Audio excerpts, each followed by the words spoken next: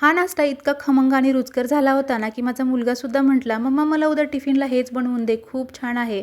आणि सगळ्यात महत्त्वाचं म्हणजे पटकन झटपट हा नाश्ता तयार होतो. तर त्यासाठी 2 कच्च्या बटाट्यांची साल काढून बटाटा किसून घ्यायचा. त्यामध्ये बारीक चिरलेला कांदा, बारीक चिरलेली हिरवी मिरची, आलं लसणाची पेस्ट, जिरं, हळद, चाट मसाला, 2 चमचे गव्हाचं पीठ, 2 चमचे बेसन पीठ, 2 चमचे बारीक रवा, चवीनुसार मीठ, बारीक चिरलेली कोथिंबीर टाकायची. सर्व मिश्रण व्यवस्थित असं पाणी न घालता मिक्स करून घ्यायचं. इथं मला थोडंसं बाइंडिंगला पीठ कमी वाटत होतं, यासाठी 2 चमचे गव्हाचं पीठ ॲड केलेलं आहे. परत एकदा व्यवस्थित असं मिक्स करून घेतलं. छान असं मिश्रण तयार झालं की एका पॅनला तेल लावून घ्यायचं आणि व्यवस्थित असं एकसारखं थालीपीठ थापून घ्यायचं. वरून थोडेसे तीळ टाकायचे. वरची बाजू थोडीशी कोरडी झाली की थालीपीठ पलटून घ्यायचं. दोन्ही बाजूनी मस्त असं खरपूस खमंग थालीपीठ भाजून घ्यायचं. चवीला अप्रतिम लागतं.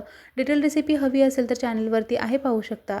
तर मस्त असे गरमागरम आपल्या इथे झटपट थालीपीठ तयार आहे. व्हिडिओ आवडला असेल तर like, share and subscribe. Thank you.